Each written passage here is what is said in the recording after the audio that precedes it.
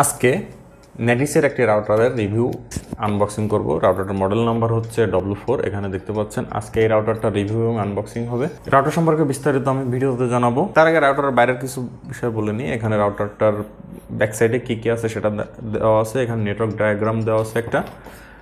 4 antenna আপনারা দেখতেই পাচ্ছেন। 300 MPS-এর একটি রাউটারটা মোটামুটি ভালো, মাল্টিপল SSD ব্যবহার করা যায়, এটা একটা সুবিধা আছে। চলুন কথা না বাড়িয়ে রাউটারটা আনবক্সিং করি এবং দেখি রাউটারটার ভিতরে আমরা কী কী পাচ্ছি। ভিউয়ার্স, রাউটারটা পলি দিয়ে ইনটেক করা থাকে। সর্বপ্রথম আমাদের পলি কেটে নিতে হবে। পলি কাটার পর দেখি আমরা প্যাকেটের ভিতরে কী কী পাই।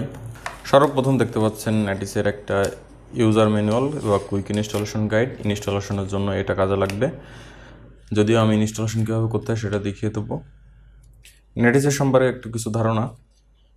তারপর আছে একটা ইথারনেট কেবল, মোটামুটি মানের একটা ইথারনেট কেবল। আপনাদের কাছে সাজেস্ট থাকবে যেন আপনারা ইথারনেট কেবলটা এটা ব্যবহার না করে নিজেরা একটা তৈরি করে নেন, তাহলে আপনারা বেটার পারফরমেন্স পাবেন।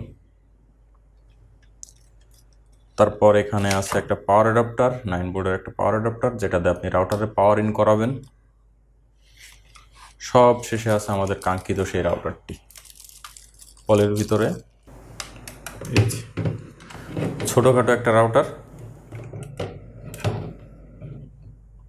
দেখতে খুবই সুন্দর, সাদা কালারের। এখানে দেখতে পাচ্ছেন একটা 2টা ল্যান্ড পোর্ট, এখানে ডিফল্ট মানে রিসেট বাটন, এখানে পাওয়ার ইন। 4টে অ্যান্টেনা আপনি যে দিকে খুশি সেদিকে রাখতে পারবেন। ডিজাইনটা আসলে খুব সুন্দর। এবং এখানে রাউটারের পাওয়ার বাটন, পাওয়ারের LED, এখানে 1 LAN 1 2, তারপর WAN, তারপর WPS মোডে যদি চালান তখন এটা LED জ্বলবে। রাউটার পিছনে এখানে রাউটারের IP অ্যাড্রেস দেওয়া আছে। এই IP অ্যাড্রেসে ঢুকে রাউটারের কনফিগারেশন করতে হবে। ভিউয়ার্স, আনবক্সিংয়ের পর রাউটারটা আমার হাতে দেখতে পাচ্ছেন। এবার আসুন রাউটার সম্পর্কে কিছু গুরুত্বপূর্ণ তথ্য, সুবিধা অসুবিধা আপনাদের সামনে শেয়ার করি। রাউটারটা N300 সিরিজের একটি রাউটার, তার মানে 300 MBPS-এর। N300 MBPS রাউটারটিতে 110 MBPS-এর একটা 1 পোর্ট আছে এবং 110 MBPS-এর 2টা LAN পোর্ট আছে। আপনার 300 MBPS থাকলেও এখানে 110 যেহেতু, আপনি 100 MBPS-এর উপরে ল্যান দিয়ে সাপোর্ট করাতে পারবেন না। এরপর আসি রাউটারটা কত স্কোয়ার ফিট কভার করবে। রাউটারটা সাধারণত আপনার বাসাবাড়ি যদি 2000 বা 2500 বা 3000 স্কোয়ার ফিট হয় তাহলে এই রাউটারটা আপনি নিতে পারেন। 3000 স্কোয়ার ফিটের বেশি গেলে এই রাউটারটা আপনাকে ভালো পারফরমেন্স দিবে না। তার জন্য যাদের বাসা 3000 স্কোয়ার ফিট বা 2500 2000 তারা এইটা নিতে পারেন। কিন্তু বাসার ভিতরে যদি রুমের সংখ্যা বেশি হয় তাহলে কিন্তু সব রুমের সব কোনায় কোনায় রেঞ্জ ঠিক মতো পৌঁছাবে না। কিন্তু খোলা জায়গায় রাউটারটা খুব ভালো পারফরমেন্স দেয়। আপনি খোলা জায়গায় 3000 4000 স্কোয়ার ফিটের বেশি রেঞ্জ পেয়ে যাবেন। মার্কেটে রাউটারটি 1500 থেকে 1700 টাকায় পেয়ে যাবেন। N300 সিরিজ, এবং যেহেতু এত ছোট আমার কাছে দামটা আসলে একটু বেশি মনে হয়েছে। নেটিস খুব ভালো মানের রাউটার তৈরি করে। আপনারা এর আগেও নেটিসের 2 অ্যান্টেনা 3 অ্যান্টেনা যে রাউটারগুলো আছে, অবশ্যই সেই রাউটার সম্পর্কে যদি কারো ধারণা থাকে তাহলে অবশ্যই দেখে নেবেন। রাউটারটা খুবই ভালো। নেটিসের 2 অ্যান্টেনা 3 অ্যান্টেনা রাউটার নিয়ে আমার ভিডিও আছে, আমি ডিসক্রিপশনে দিয়ে দেবো, আপনাদের প্রয়োজন পড়লে অবশ্যই দেখে নেবেন। রাউটারটা একসাথে 10-12 জন খুব ভালোভাবে ইউজ করতে পারবেন। যারা গেমিং করেন তাদের জন্য এই রাউটারটা আমি সাজেস্ট করবো না, কারণ গেমিং পারফরমেন্স 2-3 জনের বেশি একসাথে করলে রাউটারটা ভালো পারফরমেন্স দেয় না। রাউটারটা বাংলাদেশ ইম্পোর্ট করে স্মার্ট টেকনোলজি যে কোনো শপ থেকে বা স্মার্ট টেকনোলজি অথরাইজ যে কোনো শোরুম থেকে আপনারা এই রাউটারটা নিতে পারবেন। হোয়াইট কালার না হয় অন্য কালার হলে আরও ভালো হতো। আর নেটিস সব রাউটারগুলোই হোয়াইট কালার করে। তাদের অসুবিধা 2টা ল্যান পোর্ট অনলি। নেটিসের আগে যে মডেলগুলো ছিল সেখানে কিন্তু 4টা করে ল্যান ছিল, কিন্তু এটাই 2টো করে দিয়েছে। সেক্ষেত্রে আসলে যাদের বেশি পিসি বা বেশি ল্যান পোর্টের দরকার তাদের ক্ষেত্রে সমস্যা হবে, তাদের জন্য এই রাউটারটা পারফেক্ট হবে না। বাজেটের দিক থেকে একটু কম হলে ভালো হতো। N300 MPS-এর রাউটার, এই রাউটার হিসাবে রাউটার রেঞ্জ আরেকটু বেশি হলে ভালো হতো, কেননা দেখা যাচ্ছে যে যাদের বিল্ডিংয়ে অনেকগুলো রুম, একটা ফ্লোরেই অনেকগুলো রুম, কিন্তু দেখা যায় সব ফ্লোরে সব রুমের সব কোনায় কোনায় রেঞ্জ পৌঁছায় না।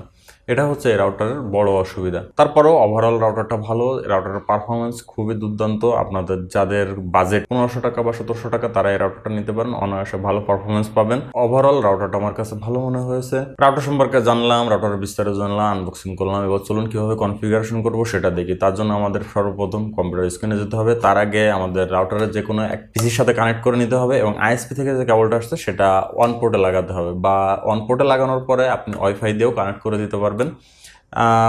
ওয়াইফাই কানেক্ট বা কেবল কানেক্টের পর প্রসেস সেম। চলুন আমি পিসি স্ক্রিনে যে আপনাদের দেখিয়ে দিচ্ছি। রাউটার কনফিগারেশনের জন্য আপনি ওয়াইফাই বা ল্যান কেবলের মাধ্যমে আপনি রাউটারটি কানেক্ট করবেন আপনার পিসি বা মোবাইলে। কানেক্ট করার পর আপনাকে যেটা করতে হবে, রাউটারের পিছনে দেওয়া আইপি অ্যাড্রেস, যদি আইপি অ্যাড্রেস না পান তাহলে স্ট্যাটাসে গিয়ে এখান থেকে এই যে আইপি দেখে নেবেন, এটা কপি করে নেবেন বা মনে রাখবেন, রেখে আপনি যে কোনো ব্রাউজারে গিয়ে ইনপুট করে ইন্টারপ্রেস করার পর এরকম আসবে। এখানে আসার পর একটা ইউজার আইডি পাসওয়ার্ড লাগবে, যেটা আপনার রাউটারের পিছনে দেওয়া আছে সেটা এখানে দিবেন। হুবহু রাউটারে যেটা আছে সেটা দিবেন, তা নাহলে লগ ইন হবে না। দেওয়ার পর সাইন ইনে ক্লিক করুন। সাইন ইনে ক্লিক করার পর রাউটারের ইন্টারফেস চলে আসবে। এখানে ক্লিক করলে বেশ একটা অপশন দেখতে পারবেন, ডিআইসিপি মোড, মানে রাউটার টু রাউটার কানেক্ট করার জন্য, বা অটো ডিআইসিপি অনেক ভাবেই করা যায়। স্ট্যাটিক আইপি মানে স্ট্যাটিক আইপির মাধ্যমে কানেকশন, পিপিওই মানে ইউজার নেম পাসওয়ার্ডের মাধ্যমে কানেকশন। সাধারণত বর্তমানে আইএসপিরা পিপিওই ইউজার দেয়।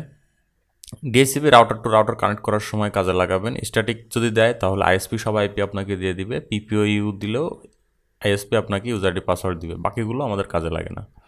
এরপর এখান থেকে যদি আপনি আপনার রাউটারটা ডিজেবল, ওয়াইফাই পাসওয়ার্ড ডিজেবল করছেন, ডিজেবল করে রাখবেন। আপনি এখানে কি কানেক্টিভিটি দেবেন তার আগে সেটা দিয়ে নেবেন। পিপিওই হলে পিপিওই দিয়ে সেভ করে দিবেন। সাধারণত এখানে না লাগলে সেভ নেবে না, তার জন্য আমি ডিএসসিপি করে রাখলাম, ডাইনামিক আইপি। সেভ দেবেন। সেভ হয়ে যাওয়ার পর এরপরে কাজ আমার অ্যাডভান্স লেভেলে কিছু দেখতে হবে, যেগুলো আমি আপনাদের দেখাবো। অ্যাডভান্সে ক্লিক করার পর এখানে এরকম ইন্টারফেস আসবে। নেটওয়ার্কে যে আপনি নেটওয়ার্ক মোড দেখতে পারবেন, অন কনফিগারেশন কী করা আছে সেটা দেখতে পারবেন। এখান থেকেও আপনি অনসাইট কনফিগারেশন করে নিতে পারবেন। আইপিটিভি, এখান থেকে আইপিটিভি কনফিগারেশন করতে পারবেন। অ্যাড্রেস রিজার্ভেশন মানে আপনি কাউকে রিজার্ভ করে রাখা আপনার আইপিগুলো। IPv6 ওয়্যারলেস 2.4 GHz, এখানে আপনি নাম চেঞ্জ করে দিতে পারবেন। SSID ব্রডকাস্ট ইনেবল ডিসেবল করতে পারবেন। মাল্টিপল SSID চাইলে সেটাও করে নিতে পারবেন এখান থেকে। মাল্টিপল SSID করার সুবিধা আছে। ব্যান্ডউইথ কন্ট্রোল করতে পারেন এখান থেকে। ব্যান্ডউইথ কন্ট্রোল নিয়ে আমি একটা ভিডিও তৈরি করব। অ্যাক্সেস কন্ট্রোল আসলে এখানে তেমন কিছু দেখার প্রয়োজন পড়ে না, এটা অ্যাডভান্স লেভেল। আপনারা যদি চান তাহলে পরবর্তীতে একটা অ্যাডভান্স লেভেলের ভিডিও তৈরি করবো এই কনফিগারেশন নিয়ে। তাছাড়া অ্যাডভান্স লেভেল সচরাচর আমাদের কাজে লাগে না, কিন্তু রাউটার কনফিগারেশনের জন্য সবগুলো জেনে রাখা ভালো।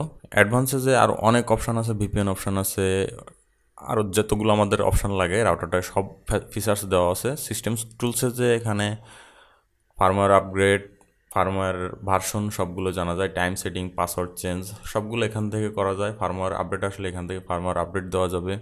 এখান থেকে আপনি আপনার রাউটারে ঢোকার পাসওয়ার্ড সেট করে দিতে পারবেন, যাতে করে কেউ না ঢুকতে পারে। সর্বোপরি রিসেটে ক্লিক করলে রিসেট হয়ে যাবে রাউটারটি, আবার পূর্বের অবস্থায় ফিরে যাবে। সো ভিউয়ার্স, এই ছিল আজকের ভিডিও। যদি ভালো লেগে থাকে তাহলে অবশ্যই চ্যানেলটি সাবস্ক্রাইব করে বেল আইকনটি বাজে পাশে থাকবেন, বা এই রাউটার সম্পর্কে কোনো তথ্য ইনফরমেশন যদি দরকার পড়ে অবশ্যই কমেন্টস বক্সে জানাবেন।